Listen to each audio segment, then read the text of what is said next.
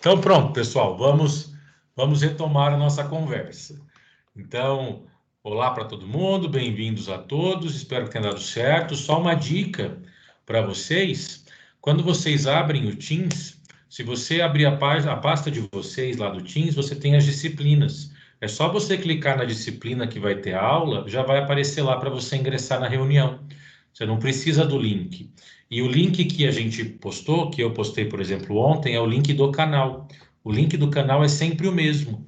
Então, por exemplo, semana que vem você pode usar o mesmo link que foi passado agora.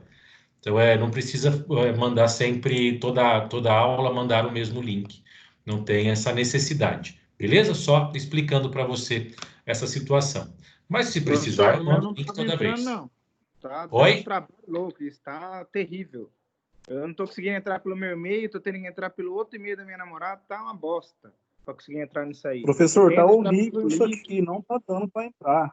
Já Nossa, tá enchendo o Mas saco. agora vocês entraram como? Depois de 200 minutos depois tentando de de um não lado sei pro quantos minutos outro, tentando, aí tem que perdendo. mandar mensagem por e-mail, tá terrível. Tá enchendo o saco já isso aqui. Só que quando vocês vão pelo link do e-mail, vocês conseguem acessar pelo link do e-mail? Não, direto não. Tem que dar um trabalho, tem que ficar mandando mensagem pro Gmail para depois ele retornar.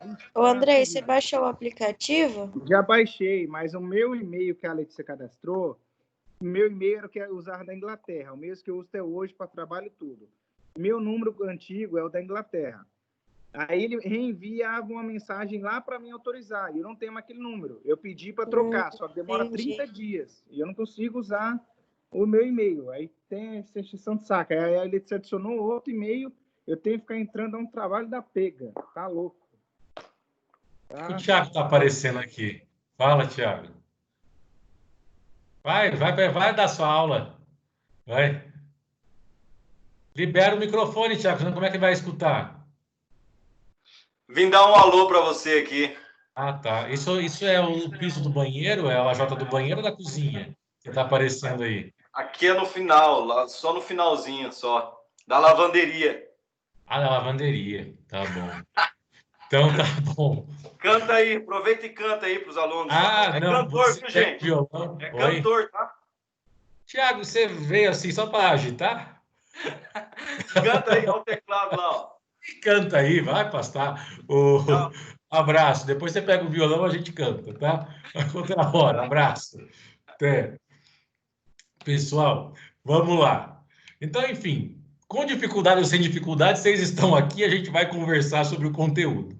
Vamos lá. Isso aí a gente vai ajustando aos poucos.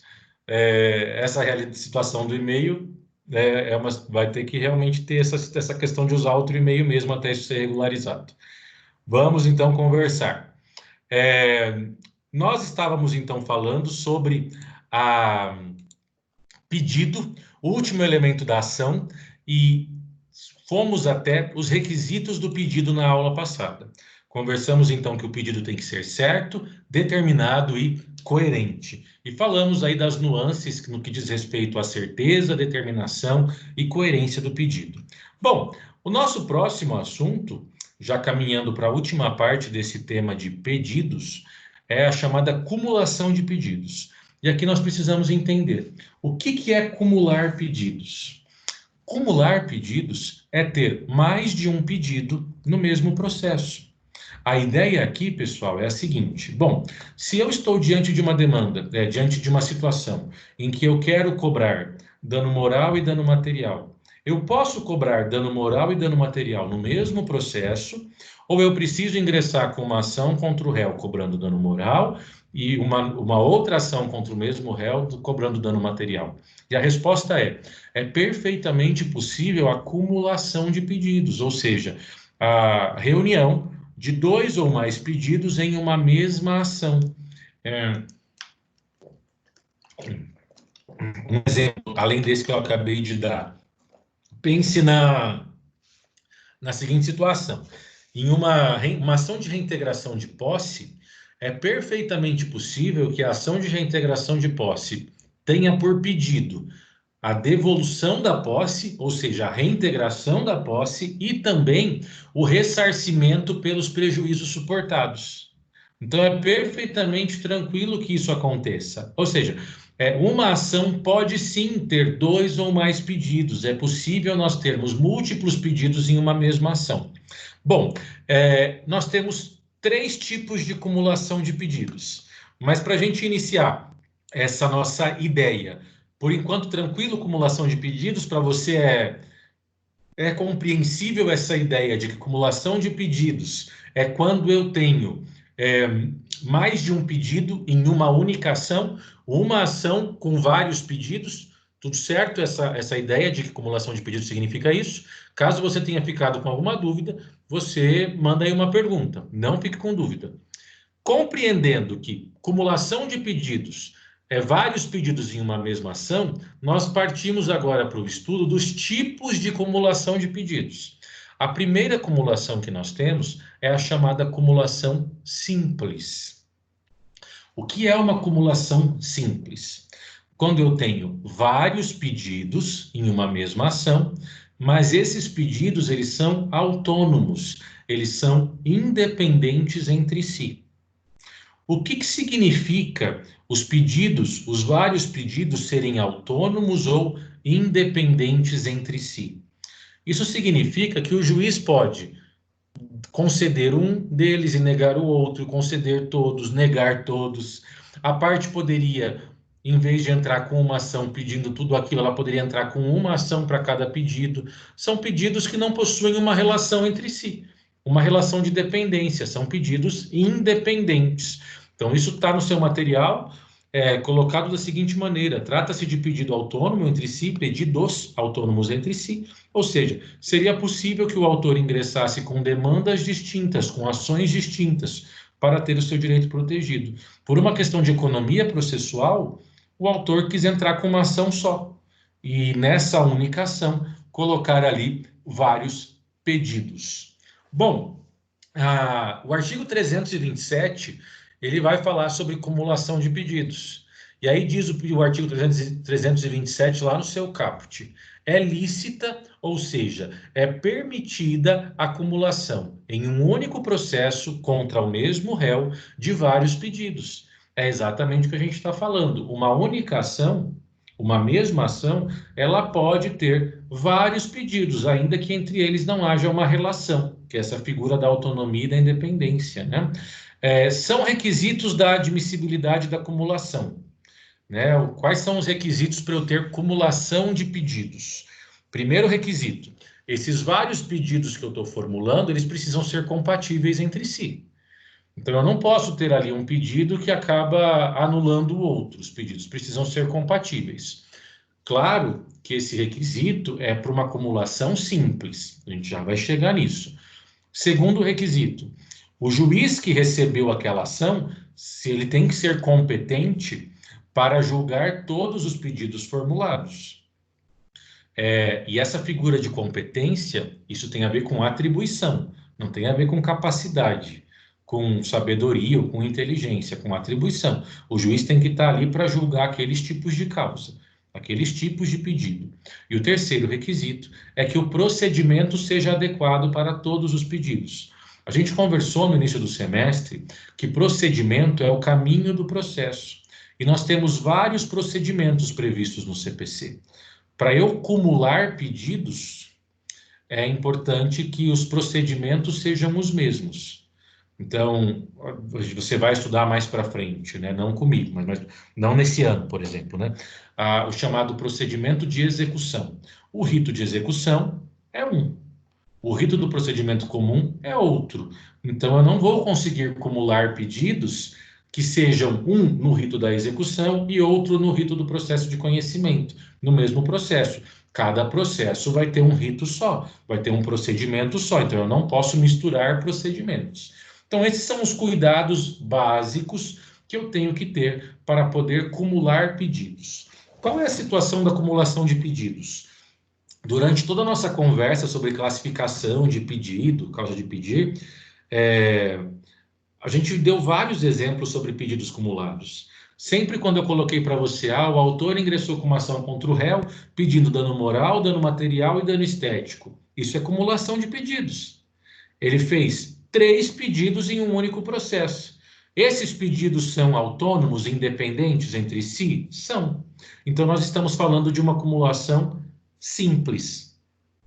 Acumulação simples é quando eu tenho vários pedidos e esses pedidos são autônomos, são independentes entre si. E qual a consequência dessa independência? É que eu posso ter o deferimento, né, a concessão, o juiz pode me dar os 3 pedidos, pode me dar um pedido, pode me dar 2, ou pode me dar nenhum. Aí vai depender do entendimento do próprio magistrado. Então, nós temos essa consequência na perspectiva da acumulação simples. Coloquei como exemplo para você a acumulação de dano material e dano moral a partir de um acidente. Então, o pedido de condenação do réu ao pagamento de dano material e de dano moral são pedidos independentes, autônomos entre si. Jovem, um detalhe que é importante, que não está aqui no seu material, mas é uma dica que a gente observa para que você identifique a acumulação simples. Na acumulação simples, preste bastante atenção nisso, além de eu ter vários pedidos, porque senão não tem acumulação, esses pedidos são independentes ou autônomos e o autor deseja todos eles, ok? Então, na acumulação simples, os pedidos são independentes, autônomos entre si, mas o autor deseja ter todos eles. Então, ele não quer um ou outro, ele quer todos. Então, em uma ação que pede dano moral e material, o desejo do autor é receber dano moral e dano material. Mas o juiz pode achar que só tem dano material, ou ele pode achar que só tem dano moral. Então, são situações que a gente observa na prática. E aí talvez você pode me perguntar assim, poxa, mas tudo bem, é muito comum eu ter uma ação em que o juiz condena em dano material e não dá dano moral. Mas é possível ele condenar só em dano moral e não ter dano material? Perfeitamente possível. Pense na seguinte situação, você foi ofendido publicamente, e aí, diante dessa ofensa, você ingressa com uma ação contra a pessoa que te ofendeu, pedindo indenização por dano moral por conta das ofensas e dizendo que, como você é profissional liberal, pelas mentiras que foram propagadas, né, pelas ofensas realizadas, você perdeu o cliente e, consequentemente, você teve um prejuízo material. E aí você pede um dano material. Aí o juiz vai lá no dia da audiência, vai te ouvir, você vai falar, não, eu perdi cliente por conta das mentiras que ele falou. E aí o autor leva a testemunha. E o juiz pergunta para a testemunha, já vi isso acontecer muitas vezes em processo. E aí pergunta para a testemunha assim, você é cliente do fulano? Sou. Você ficou sabendo dessa ofensa e tal? Fiquei, eu estava lá junto. Foi realmente tudo isso? Foi um absurdo. Mas diante disso que foi falado, você em algum momento ficou abalado na sua confiança em relação ao autor? Não, jamais. Eu confio nele plenamente, continuo comprando com ele normal, como se nada tivesse acontecido. E aí o autor não consegue provar que ele teve um prejuízo material. Daí o juiz condena em dano moral, porque a ofensa existiu e foi uma ofensa notória e pública, mas fala, não existiu dano moral, dano material, nego o dano material. Isso é acumulação simples, pedidos autônomos, pedidos independentes. O autor deseja todos eles, todos. Mas o juiz vai conceder de acordo com aquilo que foi provado nos autos. Beleza? Tudo certo? Estamos caminhando? Perfeito. Isso aí, Gustavo. Eu vi agora a mensagem. Como calculo o dano moral? É uma baita pergunta. O que vai acontecer, Vinícius? Acho que é Vinícius, né? Vai funcionar da seguinte maneira. O dano moral, ele é sempre identificado, quantificado pela pessoa que pede o dano moral. Tanto que ontem a gente comentou, né, que o pedido precisa ser determinado. O que isso quer dizer? Ele tem que ser quantificado. Então, se o autor ingressa com uma ação e pede dano moral, ele tem que dizer quanto ele quer. Então, quem vai fazer a análise do dano moral suficiente é a própria parte que pede. E aí ele que vai pedir o valor que ele acha pertinente para ressarcir o seu prejuízo. Mas quer dizer então que eu posso pedir R$ 1 milhão porque uma pessoa me xingou? Poder, você pode. Mas aí se você vai ganhar R$ 1 milhão, duvido muito. Então, o que normalmente a gente faz na prática, Vinícius e todos os demais? A gente sabe que é o autor, imagine que o autor é o seu cliente, que é ele que põe o parâmetro do dano moral, é ele que diz o valor que ele deseja. Mas também a gente tem que ser responsável a ponto de não deixar a pessoa colocar o valor que ela quer, porque se deixar, ela vai colocar lá 100, 200, 300 mil, coisa que ela nunca vai receber. É comum a gente dar uma olhada nas decisões dos tribunais e verificar assim, olha, em situações parecidas com essa, quanto que o tribunal tem dado? Ah, nesses casos o tribunal está dando 8 mil. Aí eu costumo basear o meu pedido em torno daquilo que o tribunal tem reconhecido. Nós não temos um parâmetro objetivo, Vinícius, para dizer assim, dano moral, tem uma tabela, e aí se você teve tal prejuízo, o valor é X. Isso não existe. Justamente porque o dano moral é algo muito subjetivo, é a pessoa que experimenta esse dano, né? Então é o indivíduo que sofreu que de fato vai poder dizer qual o valor suficiente para a sua reparação, para a sua indenização. E isso vai depender de inúmeros fatores. Então é algo muito difícil. Se tem uma questão objetiva. Oi? Nesses casos aí também conta aquele negócio da pessoa não colocar um valor astronômico, caso ela perca, ela tem que pagar a sucumbência para outro advogado, também ou não? Também, né? Também. É muito importante a gente se preocupar com a questão do valor pedido, porque o valor que eu pedi vai ser o valor da causa. E sobre o valor da causa que se calcula a custa processual e que vai ser calculada a sucumbência. Então, quanto maior eu coloco o valor, mais risco eu tenho, né? De ter um baita de um prejuízo, a não ser que eu seja beneficiário da justiça gratuita, né? Aí eu não vou ter que ter esse tipo de medo. Mas entendeu, Vinícius? Deixa eu ver aqui na mensagem. Beleza, vamos seguir. Qualquer coisa vai mandando aí. Isso é uma acumulação simples. A parte deseja tudo, mas os pedidos são independentes entre si. E aí eu posso ter todos me sendo dados, um ou outro ou nenhum. Próxima classificação de pedidos é a chamada acumulação sucessiva. Próximo tipo de acumulação é a acumulação sucessiva. Galera, pensa na palavra. O que é sucessiva? É que um vem depois do outro. Na acumulação sucessiva, eu tenho mais de um pedido, obviamente, senão não seria acumulação, e eu desejo todos eles. Eu continuo desejando todos, igual ao anterior, mas agora, para eu ter direito ao segundo, o juiz tem que me dar o primeiro. Então, eu tenho uma relação de dependência entre eles. Na acumulação simples, os pedidos são independentes, autônomos. Na acumulação sucessiva, existe uma relação de dependência. Então, eu faço lá 2 pedidos, mas eu tenho um pedido principal.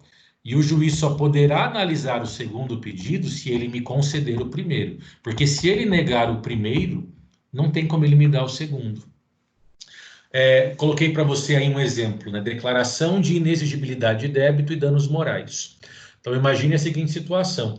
Você foi negativado. Exemplo clássico e que chove aos montes no nosso judiciário.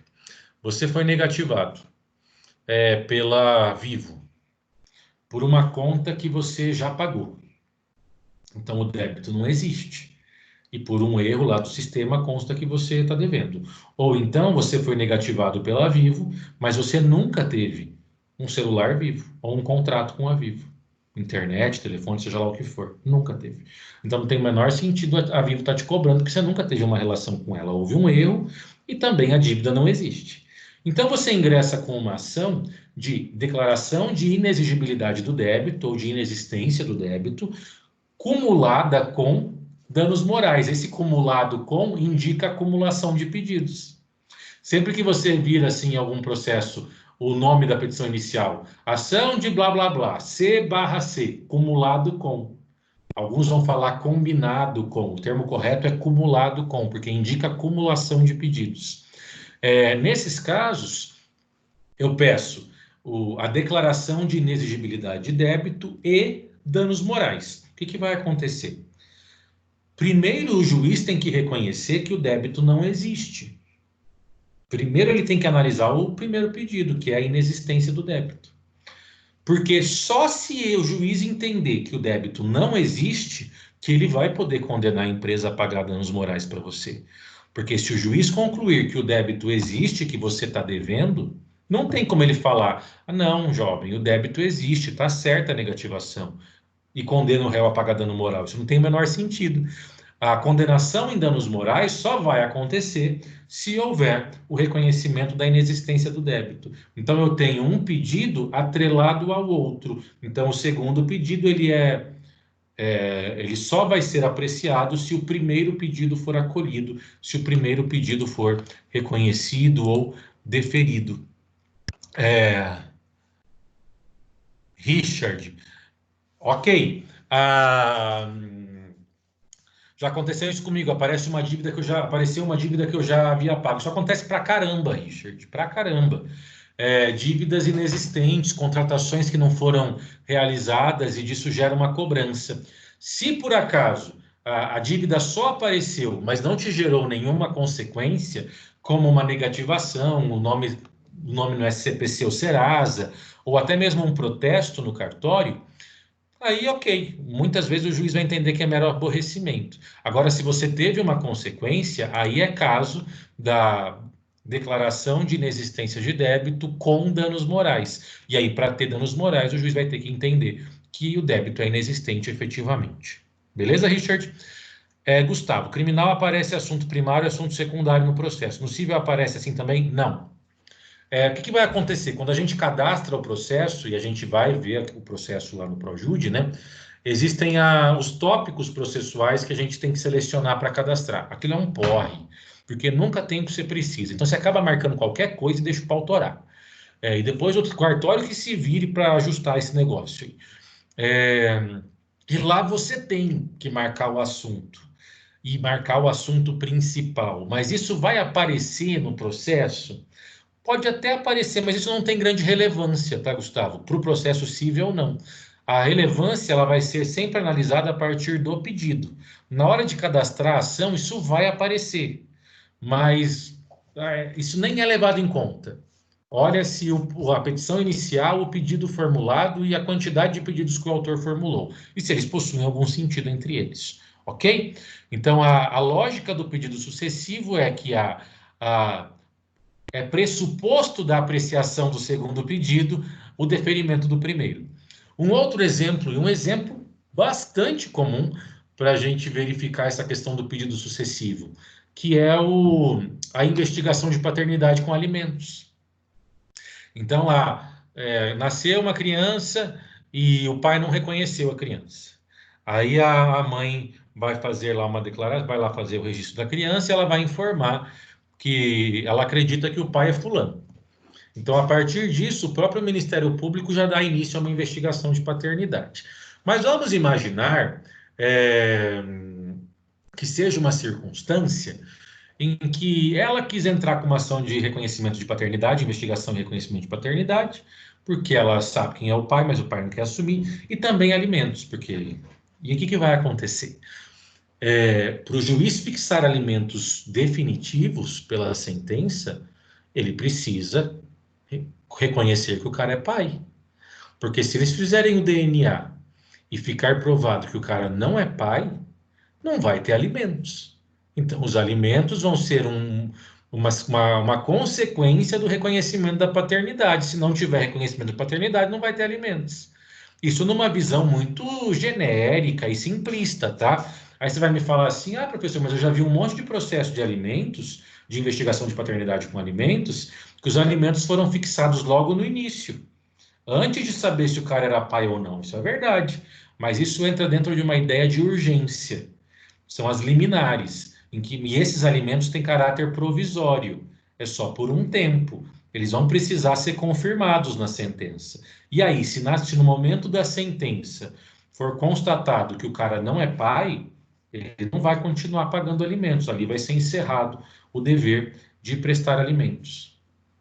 Tá? Então, a gente tem essa situação também de pedido sucessivo.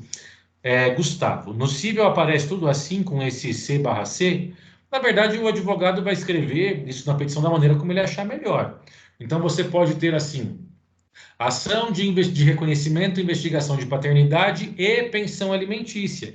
E aí o cara usou o E no lugar do C/C. Você vai ter gente que vai usar ação de investigação de paternidade cumulada com alimentos, que é o tecnicamente mais adequado.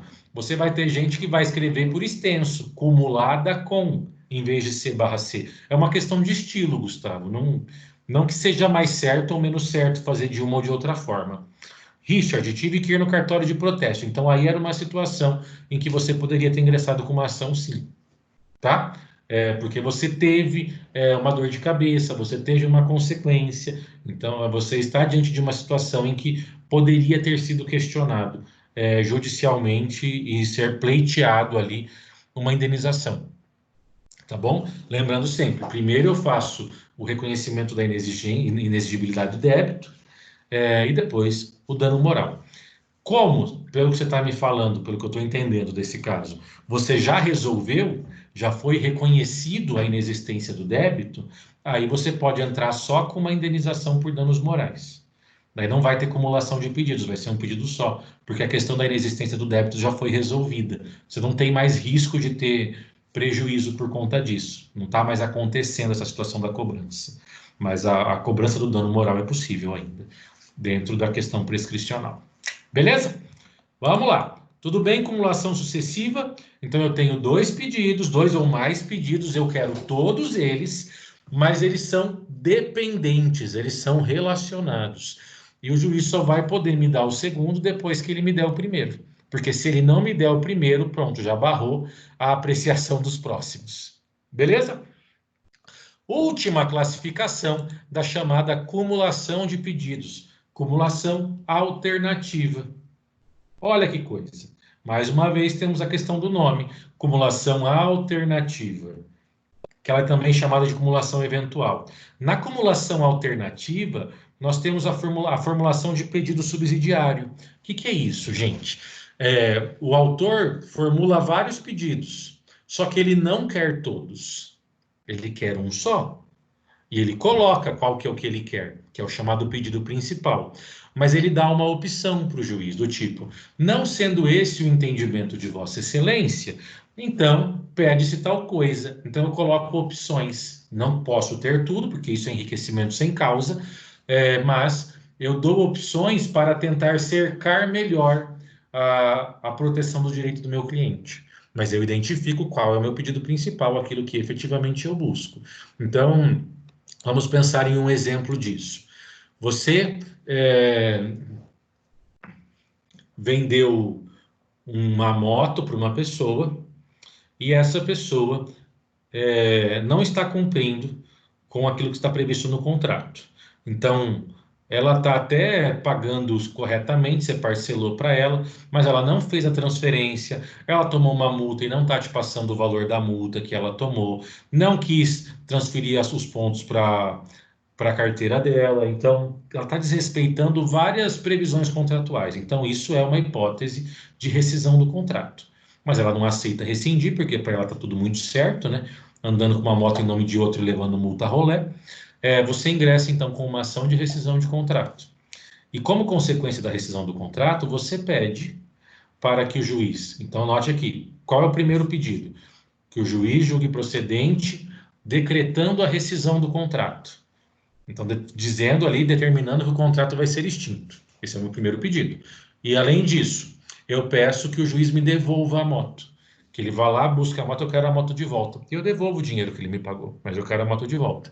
Mas eu sei, ou tenho uma possibilidade, como faz tempo que eu não me encontro com a pessoa, dele ter passado essa moto para frente e eu acabar não encontrando ela. Então eu coloco ali um outro pedido. Eu digo assim: caso não seja possível, ou não seja esse o entendimento de Vossa Excelência, que ele então seja condenado a me pagar a multa contratual em razão do descumprimento, bem como o valor integral da moto atualizado.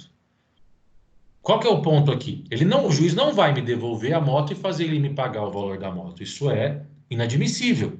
Ou vai ser uma coisa ou vai ser outra. Eu disse para o juiz, eu quero a moto. Esse é o meu pedido principal, mas eu dou uma opção. Se não for possível, então que ele me pague o valor integral da moto com os acréscimos do contrato por conta do seu descumprimento, multa e tal.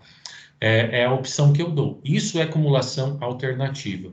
Dentro desse exemplo, perceba que foram 3 pedidos: rescisão do contrato, devolução da moto ou o pagamento em dinheiro. E em relação à rescisão do contrato aos demais, nós temos cumulação sucessiva. Por quê? Aqui nós estamos diante de uma acumulação sucessiva e alternativa. Pensa comigo. O ponto principal aqui é o juiz rescindir o contrato. Porque se o juiz entender que não é caso de rescisão, e ele entender que o contrato é válido, ele nem continua analisando o processo, porque é impossível ele dizer o contrato é válido, devolve a moto, não tem cabimento. Então, para o juiz apreciar a devolução da moto ou do pagamento em dinheiro, ele tem que primeiro rescindir o contrato. Então, nesse aspecto, ele é sucessivo. Esse primeiro pedido ele é essencial. E aí, depois, em relação à moto ou ao dinheiro, nós temos uma alternatividade, um pedido alternativo. Isso é legal para que você entenda que não precisa ser somente um tipo de cumulação no mesmo processo. Eu posso ter todos eles. Então, é perfeitamente possível eu ter todos os pedidos, todos os tipos de cumulação.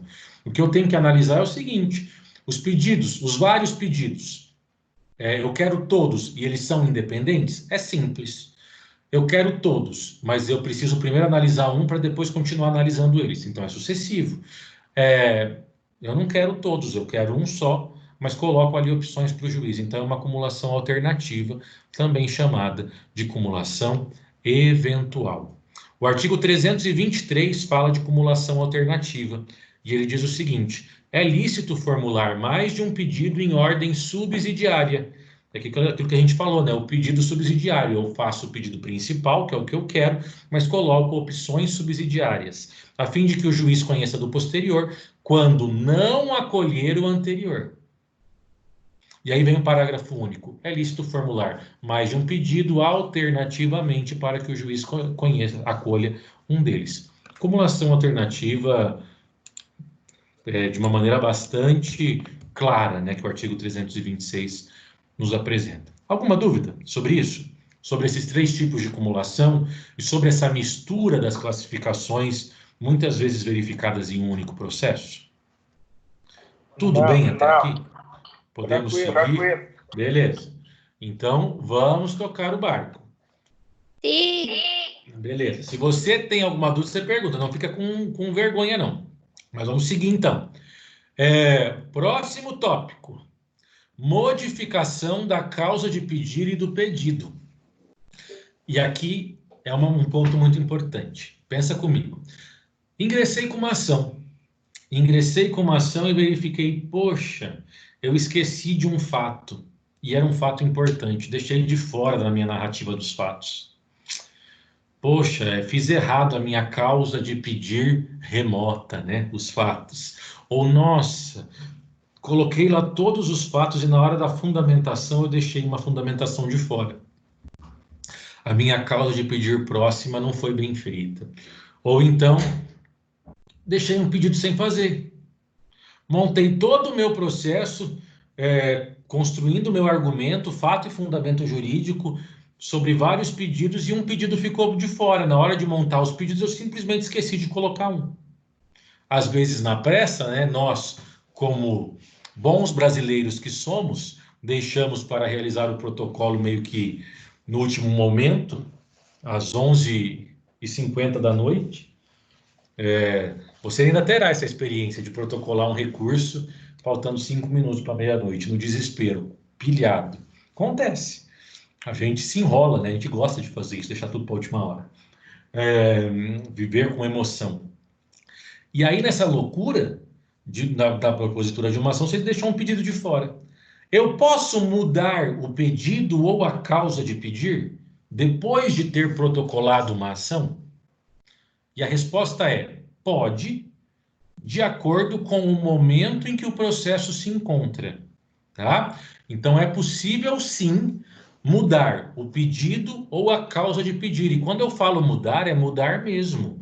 Eu posso mudar o pedido colocando um pedido que eu deixei de fora, esqueci, e eu só acrescentei mais um, ou mudar completamente, falar, gente, eu peguei um pedido, fiz um pedido completamente errado, confundi os modelos, quero mudar tudo, tudo bem. Eu posso mudar tudo, tanto do pedido quanto da causa de pedir, dependendo do momento em que o processo se encontrar. Vamos entender isso, como é que isso funciona. Nesse tópico, eu já coloquei para você logo de cara o seguinte, que no processo civil, é muito comum que os atos processuais, eles sejam atingidos por um instituto chamado de preclusão. Então, nós observamos essa figura processual chamada de preclusão em vários momentos processuais. Então, preclusão é uma coisa que realmente acontece no processo. E o que é preclusão? Você vê aí que tem uma nota de rodapé e eu coloquei para você um conceito, toda uma explicação sobre preclusão para você não ficar perdido. Mas a gente vai falar sobre isso. De uma maneira muito simples, preclusão é a perda de uma faculdade processual. Preclusão é a perda de uma faculdade processual, ou seja, é a impossibilidade de praticar algum ato no processo. Isso é preclusão. Precluiu. Eu perdi o direito de me manifestar. Eu perdi o direito de falar ou de fazer alguma coisa naquele processo. Isso é preclusão. Isso é ter... está precluso o direito de se manifestar. Você perdeu o direito de se manifestar. Jovens, existem 3 tipos de preclusão. Está aqui na nota de rodapé, mas eu vou colocar aqui no chat para a gente ir caminhando, não tão dependente ao nosso material.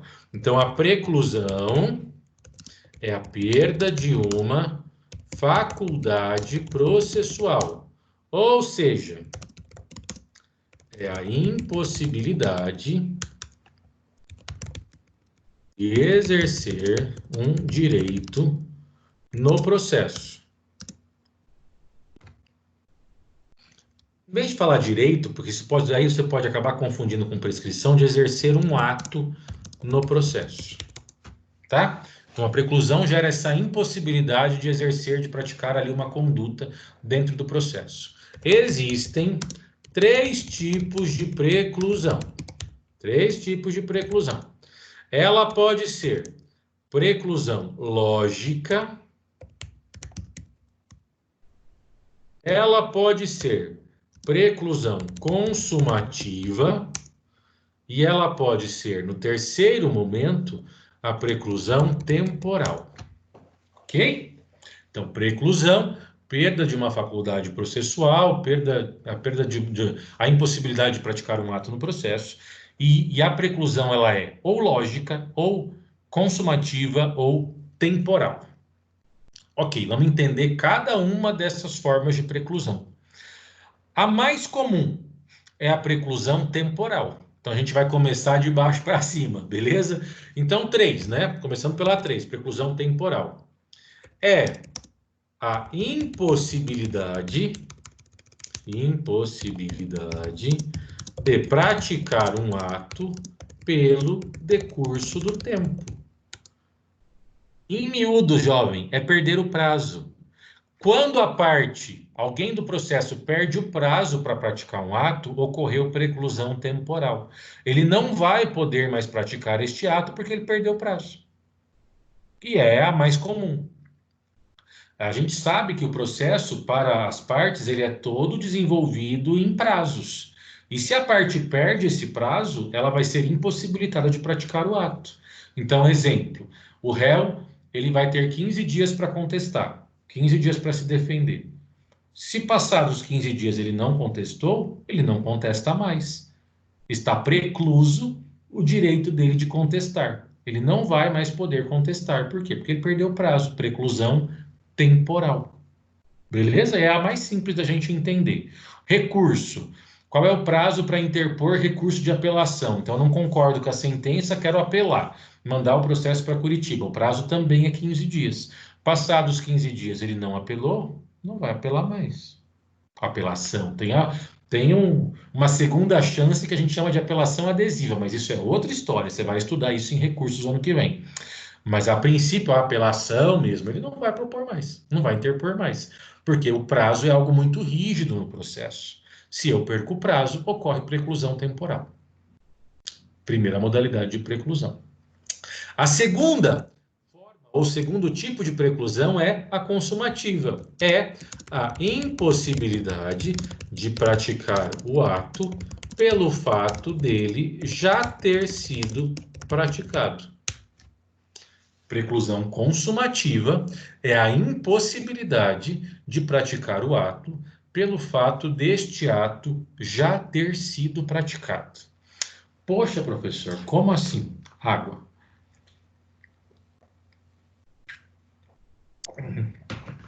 Como é isso de impossibilidade de praticar o ato pelo fato do ato já ter sido praticado?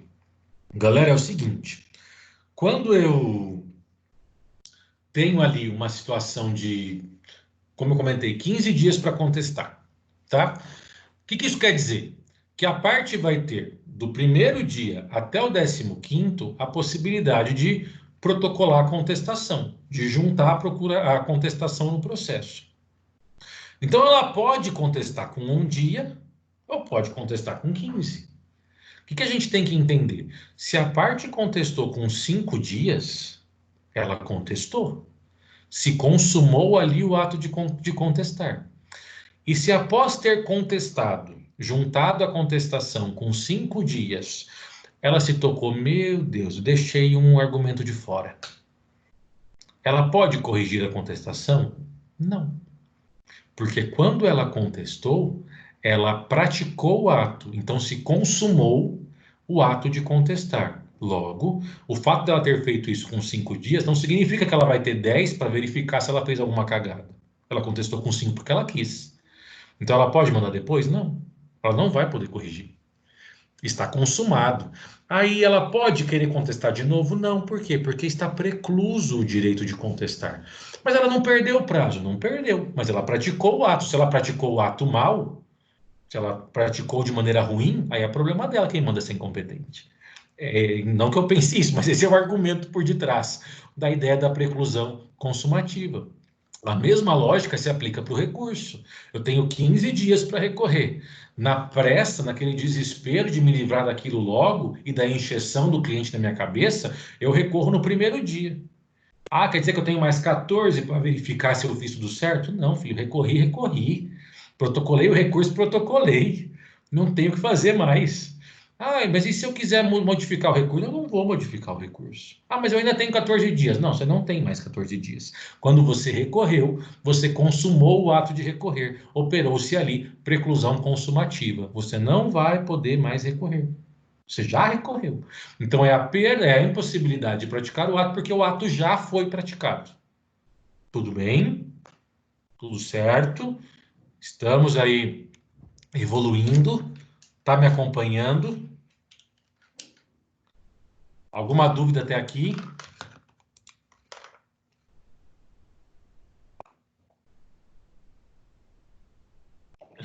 Vocês estão muito quietos. Pergunta. Se você não entendeu, pergunta. Tá tranquilo. Beleza? Ok. Beleza, vamos lá. E aí nós temos o último modelo de preclusão, que é a preclusão lógica. Então, é a impossibilidade de praticar um ato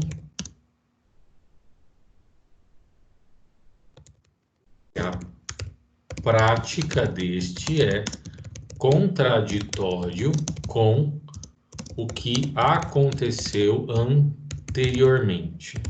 Esse é o mais chatinho de entender. Preclusão lógica é a impossibilidade de praticar um ato. Por qual motivo? Porque praticar este ato não tem sentido, é contraditório com aquilo que aconteceu anteriormente. Exemplo, e aí com um exemplo isso fica muito fácil. Quando você é intimado no processo e você tem lá um prazo. E o juiz diz para você assim: ao autor para se manifestar em 10 dias sobre as alegações do réu. O réu apresentou várias alegações e o juiz te intima para você se manifestar sobre essas alegações. E você tem 10 dias para fazer isso, porque o juiz diz que você tem 10 dias. Tem um botãozinho no Projude que está lá escrito cumprir prazo, que se você clicar nele, abre para você uma telinha para você fazer a sua petição e efetivamente cumprir o prazo, ou juntar o arquivo da petição, caso você fez a sua petição no Word, aí você tem que transformar ele em PDF e mandar para o processo. Ou nós temos a seguinte situação, um outro botão que se chama renunciar prazo. Quando eu clico no botão renunciar prazo, eu estou abrindo mão daquele prazo, dizendo, eu não quero me manifestar, não quero fazer isso. E aí, assim, você clica no renunciar prazo, vem uma perguntinha. Não me lembro as palavras, mas é tipo, você tem certeza disso, sabe? Não é exatamente essas palavras, mas é como se fosse isso. Você está certo que você quer renunciar? Essa é a ideia, né? Aí você dá ok. Pronto, filho, perdeu a possibilidade de se manifestar. Aí você renunciou no segundo dia. Aí no dia seguinte você acorda, teve um sonho e fala: meu Deus, eu esqueci, eu tinha que falar um negócio que ficou de fora. Vou poder falar? Não. Por quê? Porque você renunciou. Se você renunciou, você disse que você não quer se manifestar. Então agora não tem o menor sentido você querer se manifestar. Isso é totalmente contraditório. Isso é preclusão lógica. Quando eu renuncio, eu estou abrindo mão de praticar esse ato. Então eu não posso querer praticar. Isso não tem o menor sentido. Ah, mas tem prazo. Não tem prazo. Renunciei, acabou o prazo. Ah, professor, mas por que que isso não é consumativa? Porque eu não pratiquei o ato. Quando eu renuncio, eu não pratico o ato. Seria consumativa se eu tivesse me manifestado e deixado algo de fora. Aí eu não podia mais falar nada. Mas no caso da lógica, eu não pratiquei o ato. E a mesma coisa acontece para o recurso. Você é intimado da sentença para que você recorra. Eu fiz isso num processo, hoje é terça, ontem. Fui intimado sobre a sentença em um processo de um cliente. E eu, a princípio, estou satisfeito com a sentença e realmente continuo satisfeito com a sentença. Então, o que que eu fiz? O prazo lá é prazo para recorrer, 15 dias. Entrei no processo, eu peguei o botão renunciar prazo, cliquei nele, cliquei que eu quis, e justamente para ninguém falar, nossa, cliquei errado, vem a perguntinha, você tem certeza disso? Aí eu cliquei ok. Pronto, abri mão do prazo recursal. Por quê? Porque eu estou satisfeito com a sentença. Aí depois eu falo, poxa vida, mas tem uma parte que eu não concordo, vou recorrer. Não vou recorrer. Por quê? Porque eu renunciei. Se eu renunciei, eu não posso querer praticar o ato. Isso é ilógico, isso é contraditório. Isso é preclusão lógica. Nesses três casos, independentemente do tipo de preclusão, nós temos um prejuízo para a prática do ato. A parte não poderá praticar o ato, vai ter a perda do seu direito de praticar o ato, ou porque ela perdeu o prazo, ou porque ela praticou ele de uma maneira ruim, mas praticou, ou porque ela teve uma conduta incompatível com essa prática atual. Então, essas três modalidades vão impedir a pessoa de se manifestar, de praticar ali algum ato, alguma conduta. E essa lógica da preclusão, da impossibilidade, ela se aplica quando nós conversamos sobre modificação de pedido ou causa de pedir. Por que se aplica?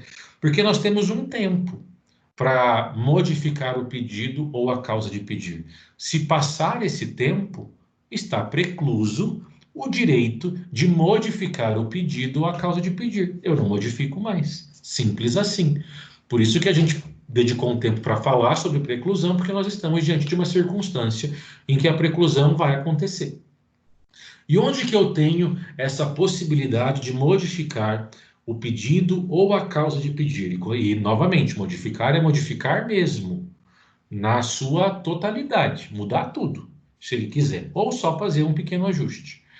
Artigo 329 do Código de Processo Civil. E olha o que diz o artigo 329. Inciso 1. O autor poderá, no caput, inciso 1, até a citação, aditar ou alterar o pedido ou a causa de pedir, independentemente de consentimento do réu. Vamos entender por que o código utiliza dois verbos, aditar ou alterar. O aditar, do inciso 1, tem sentido de corrigir, ajustar. São pequenas modificações. Alterar é realmente fazer um rebuliço ali, entendeu? Eu realmente estou mudando mesmo o meu pedido. Eu coloquei um pedido completamente estapafúrdio, sem qualquer sentido. Estou modificando o meu pedido.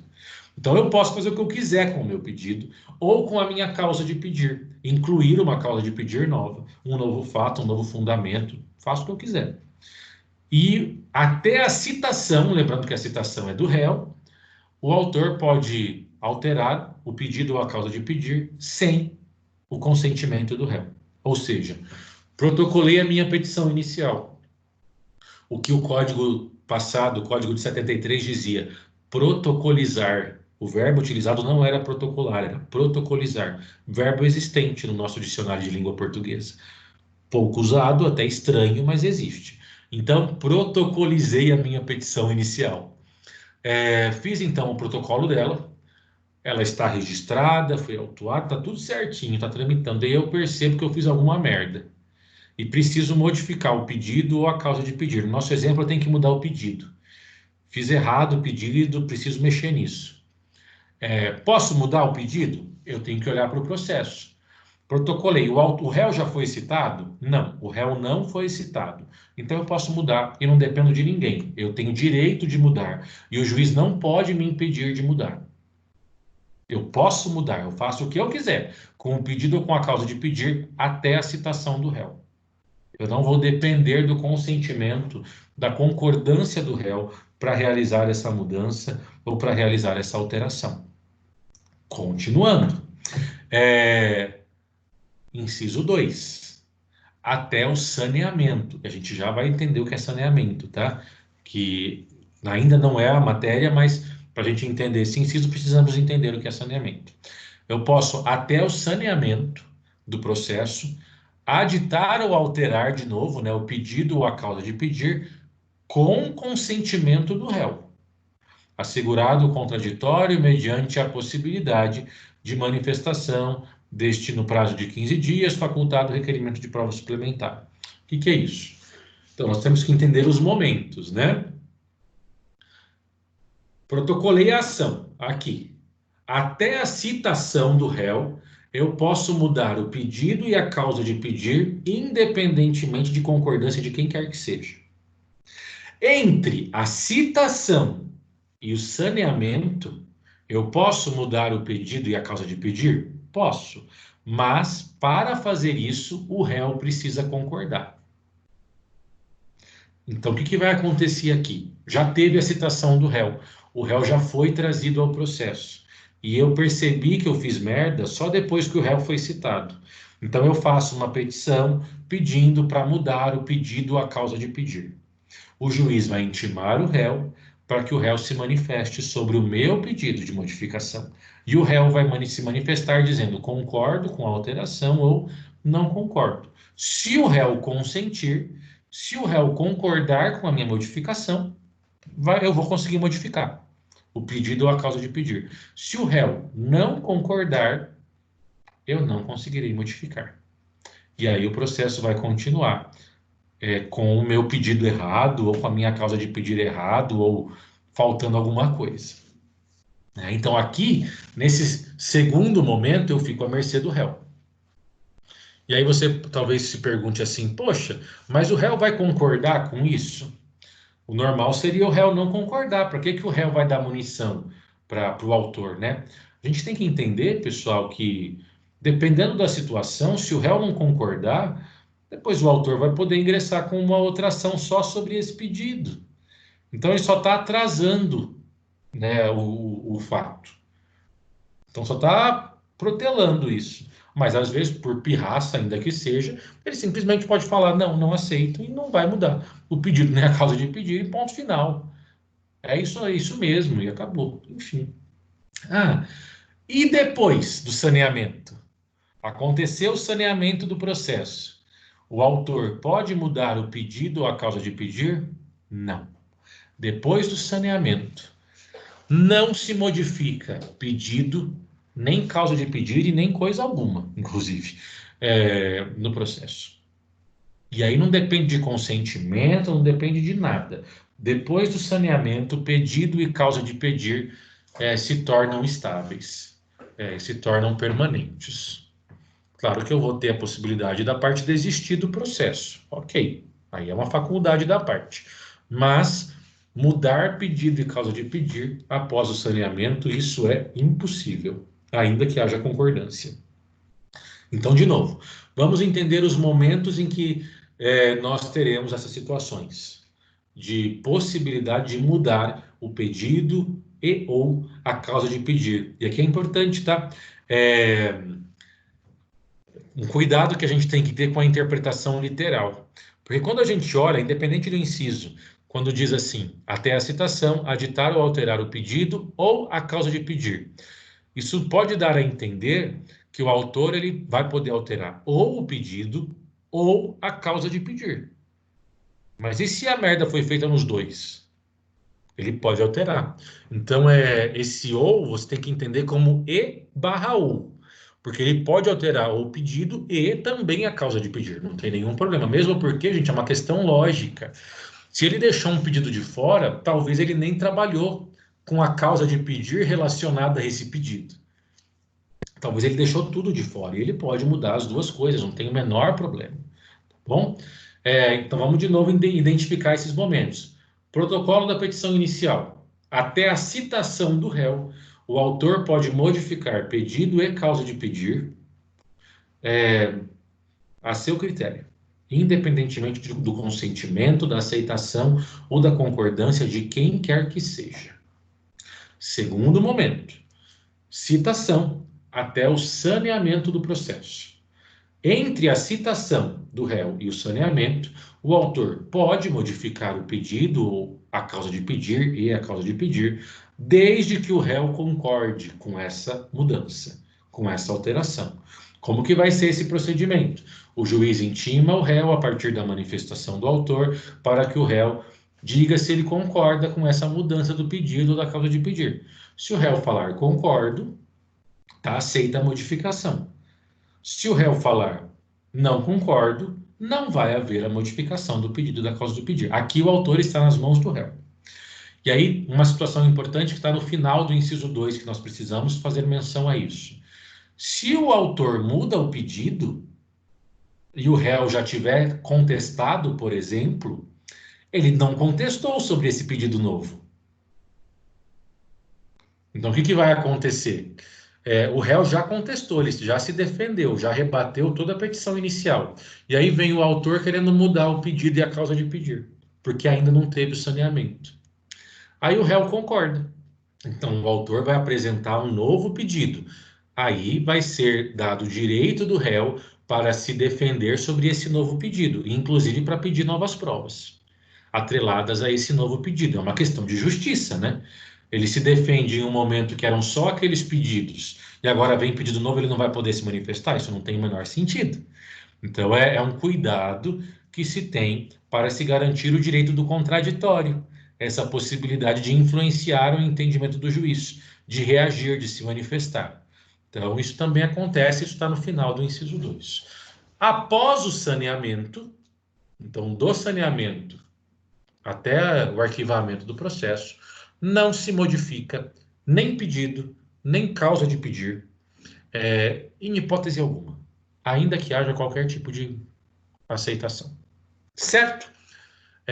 A gente falou aqui que o último momento, ou a última etapa para nós termos uma modificação, ou o prazo final, sendo que após isso ocorrerá a preclusão, é o saneamento.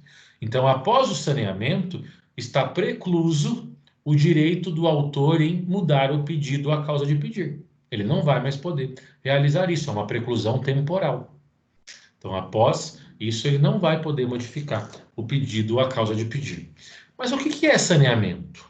O que é isso que acontece no processo? Primeiro que saneamento só tem em processo de conhecimento. Eu coloquei para você a nota de rodapé, aqui a A4, né, onde nós temos a definição de saneamento. Aqui eu acabei não corrigindo, gente. Eu peço que vocês anotem isso em cima dessa terminologia. Aqui na nota de rodapé número 4, nós temos o termo despacho saneador. Esse termo era o termo utilizado pela doutrina e inclusive pelo Código de Processo de 73. E era comum, extremamente comum do dia a dia se falar despacho saneador, porque era lá uma decisão do juiz. Acontece que é reconhecimento já da doutrina que o saneamento não é despacho. Saneamento não é despacho, é decisão interlocutória, é um outro tipo de decisão.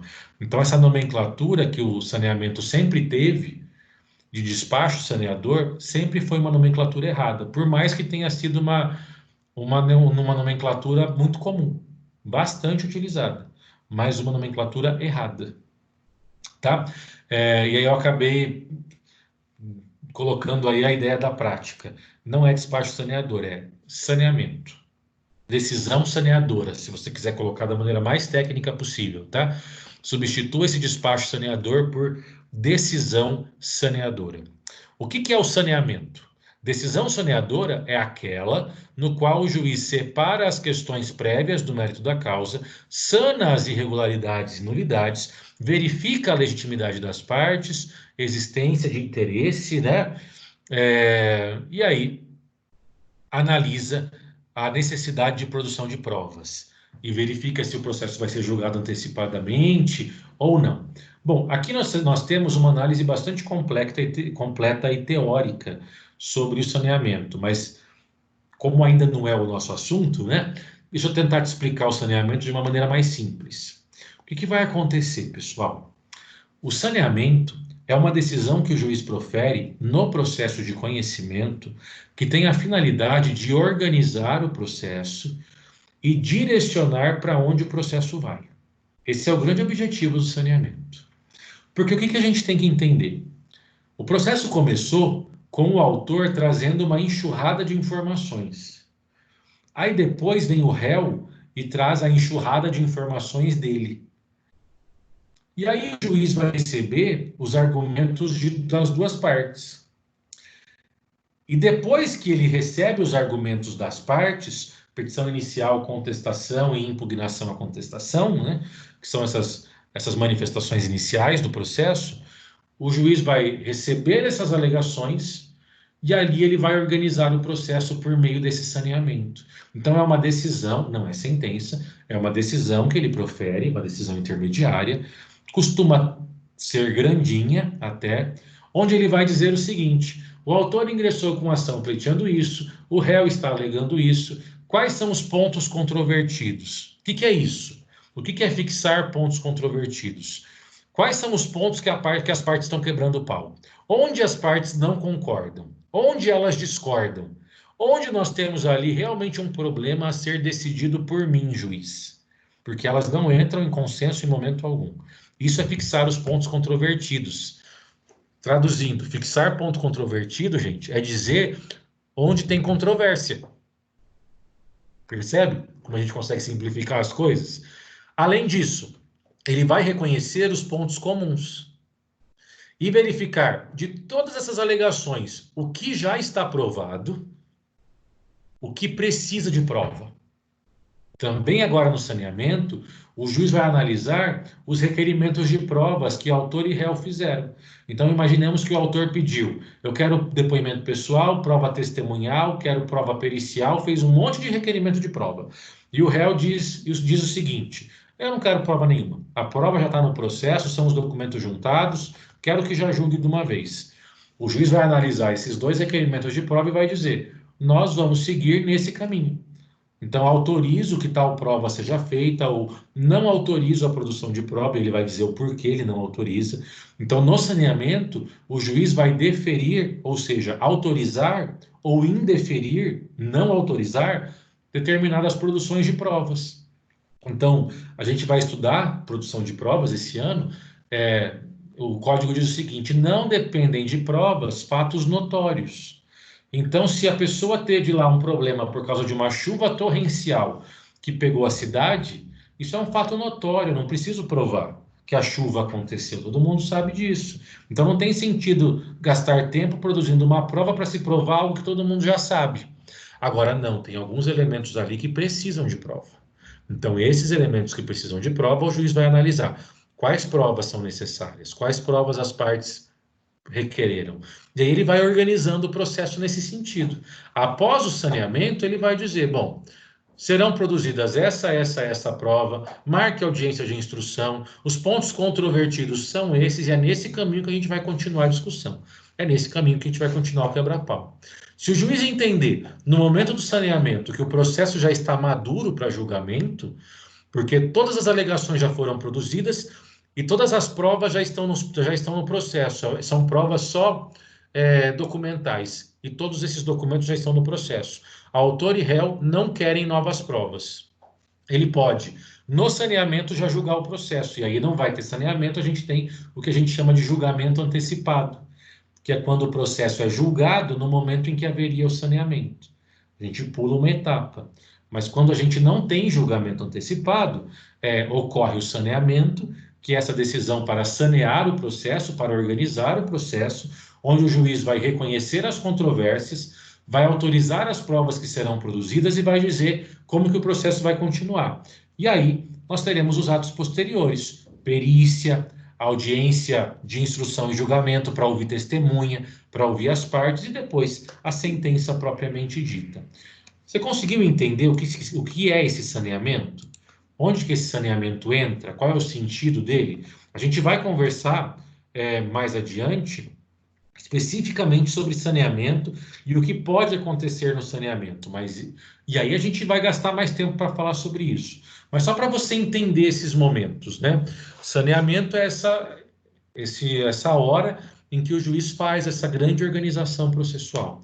E vamos entender a lógica disso, povo. Por que que após o saneamento não pode modificar o pedido ou a causa de pedir? Gente, é uma questão que tinha que ser assim mesmo. Pensa, o juiz pega o processo, analisa todos os argumentos, todos os requerimentos, todos os pedidos, gasta um tempão para identificar as controvérsias, para estabelecer um argumento para autorizar ou não autorizar provas, faz a decisão saneadora, para depois vir o autor e querer mudar o pedido, e aí jogar no lixo tudo que o juiz fez, a decisão que ele deu, porque se ele muda o pedido, e aí? Tudo que o juiz analisou, vai que ele muda todo o pedido. Perde-se todo o trabalho que o juiz fez no saneamento. Então, até por uma questão prática, é inviável autorizar a modificação do pedido da causa de pedir após o saneamento. Porque é justamente o saneamento que vai deixar o processo todo bonitinho, todo redondinho, para ele ser julgado lá na frente. É quase como se fosse uma organização preliminar, para já voltar o processo para a decisão que vai ser tomada lá na frente. Compreende isso? E aí agora, pergunta. Teve alguma dúvida? Sim, Pergunta. prof. Beleza? Ok. Que bom. Bom, com isso, a gente encerra o terceiro elemento da ação, que é pedido. Então, nós vimos partes, causa de pedir e pedido. E nós entramos em um novo assunto, que é a classificação das ações. Quando a gente fala de classificação da ação, nós estamos diante aí de um novo conteúdo, e essa classificação a gente leva um tempo para falar. E a gente não vai ter tempo viável para trabalhar sobre essas classificações, e eu não gostaria de parar com elas no meio. Então, eu peço licença para vocês, para nós encerrarmos a nossa aula hoje por agora. Se vocês tiveram várias informações aí, e aí a gente retoma semana que vem, só para falar sobre as classificações das ações, e muito provavelmente a gente vê tudo de uma vez só, e encerra esse material. Professor. Beleza? Oi. Posso te perguntar um negócio? Claro. Nesse saneador... Nossa, tá dando eco. Aí. Pode falar. Tá, eu conhecia como despacho mesmo. Então, se folheando o processo hoje em dia, vai estar como despacho ou decisão interlocutória? É porque eu trabalhei no fórum em 2008. Todo mundo que teve contato com o processo há mais tempo, pelo código anterior, vai conhecer como despacho saneador. Como que isso vai estar no processo? Aí vai depender da maneira como o juiz juntar essa informação no processo. Você tem juiz até hoje juntando como despacho saneador, porque são juízes que já eram juízes há anos e estão acostumados com essa nomenclatura, sabe?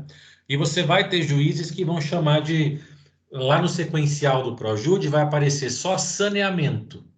O comum é aparecer hoje só saneamento, só esse termo, sem falar que é despacho ou decisão. Mas você vai encontrar juízes que, quando você clica lá no saneamento, vai abrir a decisão, o arquivo, e vai estar lá em cima, despacho saneador. Então vai depender muito da maneira como o juiz vai alimentar o sistema.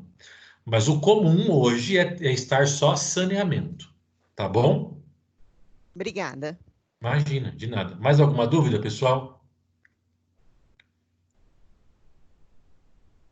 Então, nós nos despedimos, tenham todas... no âmbito penal eu não faço daí já, eu realmente não faço ideia. Acredito que não tenha saneamento no processo penal, aí eu realmente não estou a par dessa realidade. Mas essa é a lógica civil. Mas só aproveitando dessa sua pergunta, Gustavo, não tem saneamento no juizado, tá? Juizado especial civil não tem decisão saneadora, tá? Só é importante a gente pontuar isso. O saneamento vai existir na vara civil. Juizado civil não tem saneamento. Então, porque às vezes você vai lá, eu estagio no juizado, por exemplo. Nunca vi um saneamento no juizado. Não vai ver mesmo, não existe no juizado.